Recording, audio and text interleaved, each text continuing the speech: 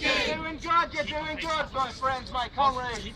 We're here to march on the Civic Centre to make the council act and do what they're supposed to do. They claim to represent the people of this city, and yet they've all put through the bedroom tax. This tax has now been declared illegal, and it's a violation of human rights. Unfortunately, you can't allow banners, placards, loud hailers in the meeting, okay? If you come in, respect the meeting, that's fine. If at any attempt you make to disrupt the meeting, we will ask you to leave. So we can't even voice our opinions? No, you can. There's a gentleman speaking at the meeting who's part of your group. Oh, look. Can we leave the placards on the floor?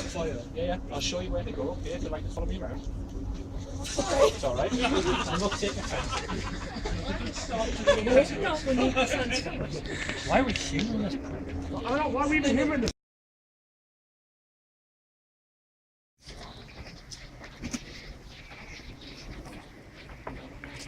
Does council agree the minutes of the special meeting held on the 4th September 2013? Reliable bedroom tax decisions using a blanket approach.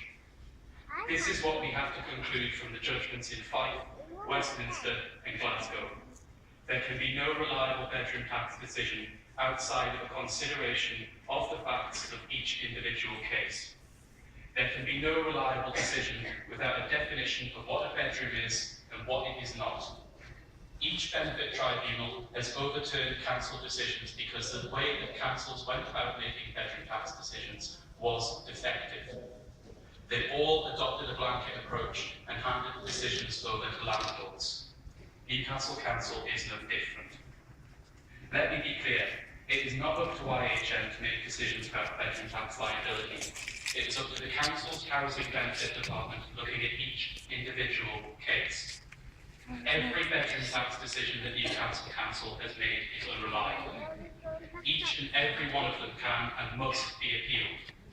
The grounds will include size and usable space of individual rooms, purpose and usage of such rooms at the time the decision was made, and human rights. Responsibility for this situation lies with council officials who failed to consider existing legislation and abandoned responsibility that was in fact theirs.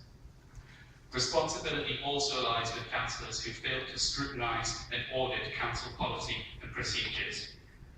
The email from Joyce McCarthy last night shows that she does not understand what the three tribunals are saying. That is, in fact, the fact of each individual case that matters, not the landlord's say-so. In simple terms, how can Newcastle Council decide if a tenant has too many bedrooms if it refuses to define what a bedroom is?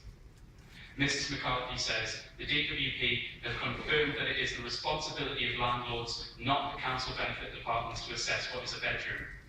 This is a reference to the DWP's U6 2013, possibly the most obtuse guidance a government department has ever issued.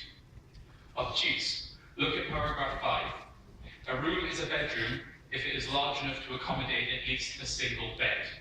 Literally, it need be no more than 15 square foot, the size of a single bed.